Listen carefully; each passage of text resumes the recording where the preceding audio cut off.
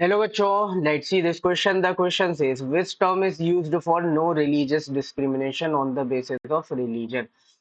Religious discrimination नहीं हो, मतलब रिलीजन के बेसिस पे किसी भी तरीके से भेदभाव नहीं हो, इसके लिए आप किस टर्म का इस्तेमाल करोगे? तो the answer is secularism. Secularism वो टर्म है जो हम यूज करेंगे no religious discrimination on the basis of religion के लिए। सो करेक्ट आंसर हो जाएगा सेकुलरिज्म। सेकुलरिज्म की डेफिनेशन क्या होती है? तो secularism generally refers to the separation of religion from state. के स्टेट जो है वो रिलीजियस मैटर में इंटरफेयर नहीं करेगा और ना ही रिलीजियस से रिलेटेड जो लोग हैं, पर्सनल्स हैं, वो स्टेट के मैटर में इंटरफेयर करेंगे। इन दोनों के बीच में एक सेपरेशन रहेगा, इसको हम बोलते हैं सेकुलरिज्म। इवन स्टेट अपना कोई ऑफिशियल रिलीजन भी डिक्लेयर नहीं करेगा। अब इसमें भी दो मॉडल्स होते हैं कि सेकुलरिज्म को हम दो टाइप से डिवाइड कर सकते हैं। First one is positive secularism and second one is negative secularism. Positive secularism का मतलब क्या होता है?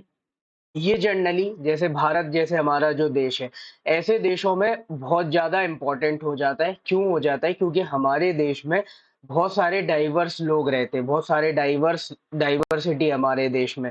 अलग अलग रिलीजन के लोग हैं, अलग अलग कास्ट के लोग हैं, जेंडर के लोग हैं।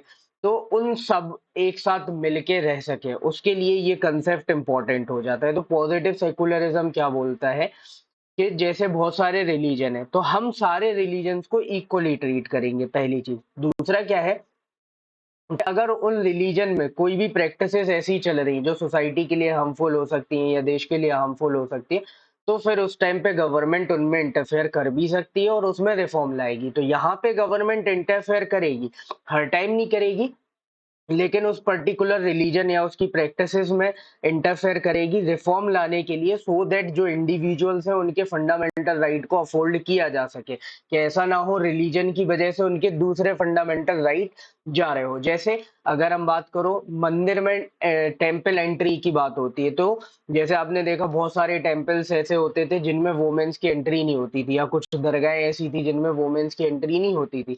तो एक साइड फ्रीडम ऑफ रिलीजन था, है ना, कि वो मंदिर वाले बोल रहे हैं हम एंट्री नहीं करने देंगे, लेकिन दूसरे साइड उस वोमेन की भी तो फ्रीडम थी, राइट टू फ्रीडम उस वोमेन का था कि हमने उसको भी बोल रखा है कि आप कहीं पे भी जा सकते हो। तो फ्रीडम ऑफ रिलीजन के चक्कर में यहाँ पे उसका राइट टू फ्रीडम जा रहा है ना। तो अब इस केस में फिर कोर्ट डिसाइड करते हैं कि कौन सा राइट सबसे ज्यादा इंपॉर्टेंट है। तो वहां पे कोर्ट ने देखा कि right to freedom is more important than freedom of religion, तो उन्होंने उनको वो राइट्स दिए और अब हर कहीं पे भी उनको एक्सेस मिल सकता है। कुछ अभी एक्सेप्शन है जहां पे नहीं मिलता है, ठीक है। तो लेकिन इसमें ओवरऑल क्या है कि स्टेट इंटरफेयर कर सकता है, लेकिन स्टेट इंटरफेयर करेगा वो रिफॉर्म्स वगैरह करने के लिए, और जब भी इंटरफेयर करेगा तो सबको इक्वली ट्रीट करेगा। ऐसा नहीं कि किसी एक पर्टिकुलर में ही यहाँ पे इंटरफेयर कर रहा है। जैसे भारत में होता है, एग्जाम्पल हज सब्सिडी दी जाती है मक्का मदीना जाने के लिए मुस्लिम्स को, और अमरनाथ यात्रा कराई जाती है हिंदू के लिए। तो ये दोनों रिलीजियस मैटर्स में यहाँ पे स्टेट इन्वॉल्व है। नेगेटिव सेकुलरिज्म में क्या है कि कुछ भी हो जाए, स्टेट जो है वो रिलीजियस मैटर में इंटरफेयर नहीं कर सकता है, ना ही रिलीजियस पॉलिटिक्स में फंसेगा।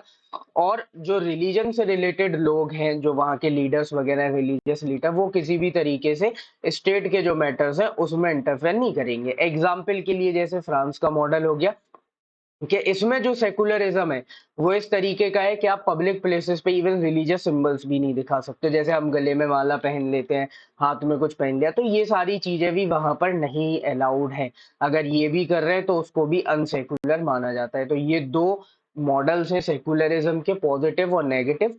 और दोनों में ही एक चीज क्या है कि रिलीजियस बेसिस पर डिस्क्रिमिनेशन नहीं किया जा रहा है। सो करेक्ट आंसर क्या हो जाएगा? Secularism. Hope you understood it well. Best of luck. Thank you.